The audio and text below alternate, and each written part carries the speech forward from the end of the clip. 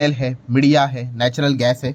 सो इनको लेकर हम सारा जो हाइलाइट्स है वो मैं आपके सामने रखने की कोशिश करूंगा। खास करके इनके चार ही बड़े बिजनेसेस देखने को मिल जाते हैं बड़े लेवल पे। ठीक है, मीडिया मीडिया तो चलता रहता है, बट खास करके yes O2C business, retail business, digital मतलब जियो का business and new energy business, ये चार इनके बड़े प्लेयर्स अभी पिलर्स हम लोग को देखने को मिल जाते हैं। सो इसको लेकर क्या क्या बातें उन्होंने बोली है यहाँ पे वो हाईलाइट के फॉर्म में मैं आपके सामने रखना चाहूंगा। एंड हमेशा रिलायंस के एजीएम में कुछ सरप्राइज वाले भी पॉइंट होते हैं, तो ऐसे कुछ 2-3 सरप्राइज वाले पॉइंट है तो वो भी मैं आप लोगों के सामने यहाँ पे रखना चाहूंगा। सो सबसे पहले तो पॉइंट नोट करने वाली बात कौन सी है कि रिलायंस की जो एजीएम थी वो 2 बजे स्टार्ट होती है। ठीक है, जियो फाइनेंस की भी एजीएम हम लोगों ने 2 बजे स्टार्ट देखने को मिली थी, ये भी रिलायंस की एजीएम 2 बजे स्टार्ट यहाँ पे हुई थी। इंपॉर्टेंट पॉइंट क्या है, यस जैसे कि आपको पता है कि अगर मैं टाइमलाइन आपके सामने रख दूं, 2 बजे इनकी एजीएम यहाँ पे स्टार्ट होते हुए देखने को यहाँ पे मिल गई। 3:30 बजे क्या होता है, यस 3:30 बजे हमारा मार्केट क्लोज होता है, बंद होता है। स्टिल उसके बाद भी एजीएम चल रही थी, फिर उसके बाद हम कह सकते हैं वो एजीएम यहाँ पे क्लोज हो गई। सो ये मैं इसलिए कह रहा हूँ क्योंकि 3:30 बजने के बाद भी कुछ इंपॉर्टेंट पॉइंट सामने आए थे, उसको पकड़कर आप कह सकते हो मंडे के दिन भी कुछ रिएक्शन आप लोगों को देखने को मिल जाए। बट यस 2 बजे स्टार्ट हुई थी मीटिंग, 3:30 बजे तक मार्केट चल रहा था, तब तक चल रही थी, उसके बाद भी चल रही थी, मतलब मोटा मोटी 1.5 घंटा तो ड्यूरिंग द मार्केट ही हम लोग को एजीएम चलते हुए देखने को मिल रही थी। तो उसका रिएक्शन को लेकर भी अगर आपको यहाँ पे डाउट होगा मतलब आपने देखा होगा एकदम से ही 2 बजे स्टॉक एकदम से ही गिर गया। ठीक है, 2-2.25% रिलायंस का गिरना, ठीक है, ऐसी वैसी बात यहाँ पे नहीं है। तो उसके पीछे का कारण क्या है तो वो भी आप लोगों को समझ में यहाँ पे आ जाएगा। सो चलिए स्टार्ट करते हैं। जैसे मैंने आप लोगों को बताया हाईलाइट्स के फॉर्म में ही इंपॉर्टेंट चीजों को ही मैं आपके सामने यहाँ पे रखूंगा। तो चलो स्टार्ट करते हैं। सबसे पहले तो इनका O2C बिजनेस, ठीक है, जो इनका रिलायंस का कोर बिजनेस है, petrochemicals and all that.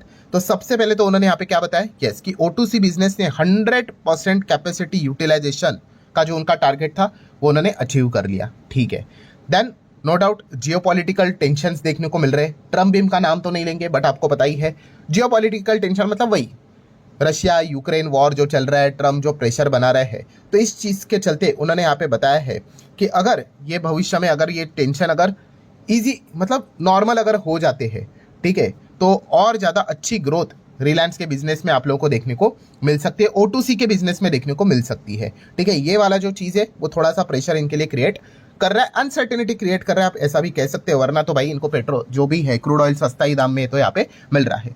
Then Jamnagar की जो रिफाइनरी है, ठीक है, तो उसको लेकर उन्होंने फिलहाल तो यहाँ पे बताया कि उसको अपग्रेड किया जा चुका है। एंड इस चीज़ के चलते जो O2C की जो ग्रोथ जो लाने का प्लान कर रहे हैं उसको ये चीज़ इनको सपोर्ट करेगी। फाइन। देन O2C के बिजनेस की अगर हम लोग यहाँ पे बात करें तो उन्होंने यहाँ पे बताया कि सबसे इंपॉर्टेंट चीज़, काफ़ी लोग ये मुकेश अंबानी को बोलते भी है, कौन सी चीज़ कि O2C का बिजनेस पहले आप करते थे, ठीक है, बट बाद में अभी जियो आ गया, मतलब टेलीकॉम आ गया, देन रिटेल आ गया, तो फोकस तो यहाँ पे हटने वाला है। तो नहीं, आप देख सकते हो O2C business remain the central to the Reliance vision. ठीक है, ये सबसे मेन यही बिजनेस वो फोकस में रख के चलने वाले हैं। तो ये एक पॉइंट उन्होंने यहाँ पे बताया है। देन उन्होंने यहाँ पे बताया है जैसे कि O2C business will continue major growth and profit contribution भी, मतलब रिलायंस के बिजनेस को अगर आप चेक करोगे तो O2C का ही सबसे बड़ा कंट्रीब्यूशन रहेगा ग्रोथ में भी एंड प्रॉफिट में भी। तो ये पॉइंट फिलहाल तो उन्होंने सामने रखा है। देन अगर हम लोग बात करें, यस जो ग्रीन एनर्जी बिजनेस देखने को मिल जाता है, न्यू एनर्जी बिजनेस देखने को मिल जाता है, जहां पे रिलायंस काम करते हुए देखने को मिला है, उसको लेकर उन्होंने क्या बोला है। तो सबसे पहले तो उन्होंने बताया कि Reliance is building the world's largest integrated new energy ecosystem को वो डेवलप यहाँ पे कर रहे हैं। देन फिलहाल तो उन्होंने बताया कि जो ये धीरूभाई अंबानी गीगा एनर्जी, ठीक है, ये जो कॉम्प्लेक्स है जामनगर में ही आपको देखने को मिलेगा। यस ये जबरदस्त तरीके से कंस्ट्रक्शन चालू है, बट फिलहाल अभी भी अंडर कंस्ट्रक्शन ही है, बट जल्द से जल्द ये तैयार यहाँ पे हो जाएगा। देन जो इन्वेस्टमेंट उन्होंने यहाँ पे किया था, आपको पता है 75,000 करोड़ का कमिटमेंट किया है उन्होंने न्यू एनर्जी में, वो करेंगे। तो ये कमिटमेंट अभी भी वो बरकरार यहाँ पे रख रहे हैं, इन्वेस्टमेंट अभी भी यहाँ पे जारी है, ग्रीन एनर्जी के ऊपर उनका फोकस देखने को मिल रहा है।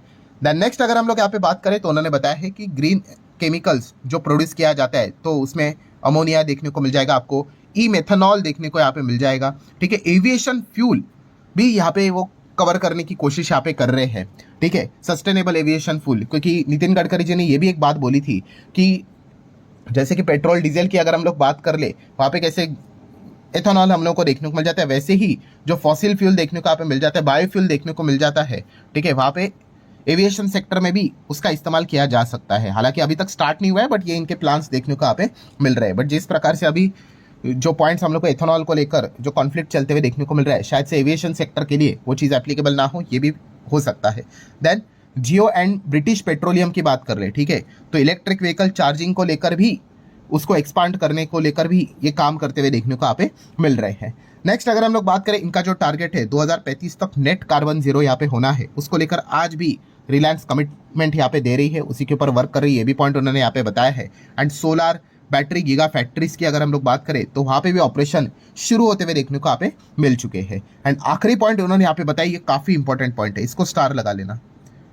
क्या बोला है उन्होंने, देखिए, new energy is expected to match या फिर क्रॉस भी कर सकता है किसको, O2C, उनका जो oil to chemical business main business है, in terms of a scale और in terms of a profit with in 5 to 7 year. ये बहुत बड़ा स्टेटमेंट है दोस्तों। क्या बोला है रिलायंस ने, मुकेश अंबानी ने क्या बोला कि उनका जो है नया एनर्जी का ये जो बिजनेस है वो अगले 5 से 7 साल में क्या कर सकता है, उनका जो कोर बिजनेस है ऑयल टू केमिकल, उसको भी बीट कर सकता है, उसके ऊपर भी जा सकता है, या फिर ऊपर नहीं गया तो एटलीस्ट मैच तो कर सकता है। इतना बड़ा पोटेंशियल न्यू एनर्जी सेगमेंट में देखने को मिल रहा है, ठीक है। तो सरकार भी इस चीज को सपोर्ट कर रही है, बिजनेसमैन भी इस चीज में पैसा इन्वेस्ट करते हुए देखने को यहाँ पे मिल रहे हैं, ठीक है। इसलिए renewable energy, green energy, clean energy, ये सबसे कीमती सेक्टर है। एंड सबसे इसका बड़ा एडवांटेज ये है कि डोमेस्टिक लेवल पे ही ज्यादा हम लोग को देखने को मिल रहा है। आप चाहो तो एक्सपोर्ट भी कर सकते हो, बट ये एक पॉइंट देखने को यहाँ पे मिला है। देन आ जाते हैं दोस्तों तीसरे पॉइंट के ऊपर, कौन सा, देखो, O2C हो गया, न्यू एनर्जी हो गया, टेलीकॉम, जियो की अगर बात कर ले तो यहाँ पे सबसे बड़ा हम लोगों को सरप्राइज देखने को यहाँ पे मिल चुका है जियो को लेकर, ठीक है।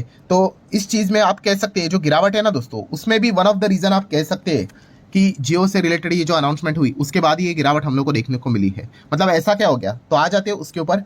तो सबसे पहला पॉइंट तो आप देख सकते हो, जियो ने यहाँ पे बताया कि उन्होंने 500 मिलियन यूजर क्रॉस कर दिए हैं, ठीक है, टेलीकॉम सेगमेंट की अगर बात करें तो, ठीक है। तो यहाँ पे तो डियोपॉली आपको पता ही है, जियो एंड एयरटेल ही काम यहाँ पे कर रहे हैं। देन अगर हम लोग बात करें, यस, ये वाला पॉइंट है दोस्तों, जिस चीज के चलते आप कह सकते हो कि शायद से जो एकदम आखिरी मोमेंट पे गिरावट देखने को आपको मिल गई रिलायंस के शेयर में, वो क्या था दोस्तों, पहली बार, यस दोस्तों, पहली बार ऑफिशियली मुकेश अंबानी ने अनाउंसमेंट कर दिया कि उन्होंने बता दिया है, यस, फर्स्ट हाफ ऑफ 2026, अगला जो साल आपको देखने को यहाँ पे मिल रहा है, उसका फर्स्ट हाफ जो आपको देखने को मिलेगा, उसमें वो क्या करने वाले हैं, जियो का IPO लॉन्च करने वाले हैं। यस, ये पहली बार उन्होंने ऑफिशियली अनाउंसमेंट किया, फर्स्ट टाइम। सो इस चीज के चलते आप ये कैसे कह सकते हो कि ये गिरावट हुई, ये गिरावट इसलिए हुई क्योंकि काफी लोग ये मान के चल रहे थे, ठीक है, ये मतलब ये होप लेकर चल रहे थे कि शायद से अभी हम लोगों को, ठीक है, ये जो अभी फाइनेंशियल ईयर खत्म होने के लिए टाइम है ना भाई, अभी भी 6 महीना यहाँ पे बाकी, आप ऐसा भी कह सकते हैं, ठीक है, सितंबर, अक्टूबर, नवंबर, दिसंबर, जैन, फेब, 7 महीना बाकी है, ठीक है, पूरा अगर देखा गया तो लोगों को उम्मीद थी कि शायद से इसी 7 महीने में वो जियो के IPO का कुछ अनाउंसमेंट कर दे। बट जैसे ही इनको पता चला कि भाई ये अभी ऑलमोस्ट अगले साल के हाफ ईयर तक यहाँ पे पोस्टपोन हो चुका है, तो काफी लोगों की ओर से हम लोग को बिकवाली देखने को मिल गया। आप ऐसा अनुमान लगा सकते हो क्योंकि इसके पहले भी इस प्रकार की चीज यहाँ पे हुई थी और सेम चीज आज भी हम लोग होते हुए देखने को मिली, इसीलिए हमें ये गिरावट देखने को मिली है। मतलब क्या है दोस्तों, IPO तो आने वाला है, बट आपको प्रतीक्षा करनी पड़ेगी अगले साल के फर्स्ट हाफ तक। देन अगर बात करें, कुछ नए प्रोडक्ट्स इन्होंने लॉन्च किए, ये भी एक सरप्राइज वाला पॉइंट था, launch of a Jio frames, ठीक है, जो कि AI पावर्ड रहेंगे। Then introduction of Jio PC, एक ऐसा डिवाइस जो कि ट्रांसफॉर्म करेगा एनी टीवी या फिर screen into the AI ready computer, ठीक है, इसका भी अनाउंसमेंट हुआ। ये भी एक आउट ऑफ द बॉक्स ऐसी चीज थी जिस किसी ने मतलब इस चीज की किसी ने कल्पना नहीं की थी। देन उन्होंने बताया कि भाई जियो को सिर्फ अब इंडिया में नहीं, ग्लोबल लेवल पे भी एक्सपांशन करने के लिए वो आगे यहाँ पे बढ़ाने वाले हैं। देन AI पार्टनरशिप की है किसके साथ, गूगल के साथ, मेटा के साथ, ठीक है, ये भी पॉइंट उन्होंने फिलहाल तो यहाँ पे बताया है। नेक्स्ट बात करेंगे रिलायंस रिटेल। रिलायंस रिटेल से रिलेटेड सबसे पहले तो उन्होंने बताया जो RCPL है, Reliance retail consumer product business, ठीक है, ये अब डायरेक्ट सब्सिडरी बन चुकी है रिलायंस इंडस्ट्री की, डायरेक्ट। इसके चलते क्या होगा, ग्रोथ अनलॉक होगी, ये पॉइंट उन्होंने यहाँ पे फिलहाल तो बताया है। नेक्स्ट अगर हम लोग यहाँ पे बात करें दोस्तों, तो आप यहाँ पे देख सकते हो कि कुछ लग्जरी फैशनेबल ज्वेलरी, इस सेगमेंट में भी रिलायंस रिटेल अपने बिजनेस को एक्सपांड करने वाली है, ये पॉइंट फिलहाल तो उन्होंने बताया है। प्लस उसी के साथ साथ फोकस करेंगे मोबाइल, लैपटॉप, वो बिजनेस कैसे एक्सपांड यहाँ पे किया जाए, ठीक है, मतलब रिटेल फॉर्म में, ठीक है, वो बनाते नहीं है, वो क्या करते हैं, जो बनाई हुई दूसरे कंपनी से, ठीक है, उसको यहाँ पे क्या करते हैं, उसके थ्रू बेचते हैं। ये पॉइंट्स हम लोग को देखने को मिल रहे हैं, ठीक है। एंड अगर बनाए भी है वो छोटे हम लोग को देखने को मिल जाते हैं। देन कैंपा कोला, लोटस बता रहे हैं कि काफ़ी स्ट्रॉन्ग अच्छी ग्रोथ देखने को यहाँ पे मिल रही है। रिलायंस रिटेल टारगेट क्या कर रहा है देखिए दोस्तों, उनका retail business 20% CAGR growth and एम 1 lakh crore revenue in upcoming 5 years. ठीक है, बहुत बड़ा प्लान लेकर ये चल रहे हैं रिलायंस रिटेल एंड इस चीज़ के चलते एग्रेसिवली वो एक्सपांड करें। अभी इनके कितने स्टोर्स है? 19,340 स्टोर्स, 7,000 टाउन्स में आपके इनके स्टोर्स देखने को आपको मिलेगा और ये आने वाले समय में और भी बढ़ा सकते हैं।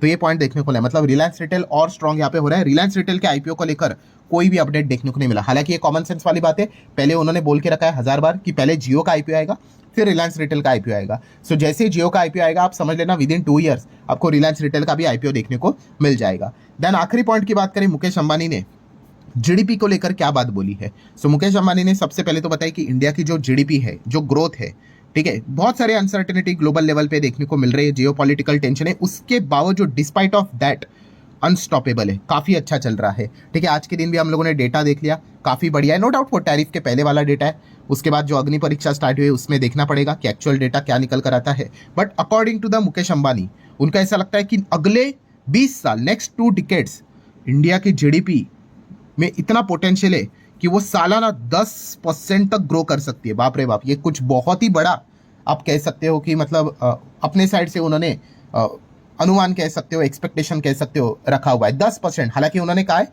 कि इस चीज़ के चलते क्या करना पड़ेगा, सरकार को थोड़े सही डायरेक्शन में रिफॉर्म्स करने पड़ेंगे एंड एडवांस टेक्नोलॉजी के ऊपर फोकस करना पड़ेगा। अगर सरकार ये चीज़ें करती है तो 10% सालाना जीडीपी ग्रोथ इंडिया में आने वाले अगले 20 साल तक, 2 डिकेड्स तक पॉसिबल है एंड पर कैपिटा इनकम भी यहाँ पे बढ़ेगा आने वाले समय में। ये भी वो चीज़ यहाँ पे फिलहाल तो बता रहे हैं।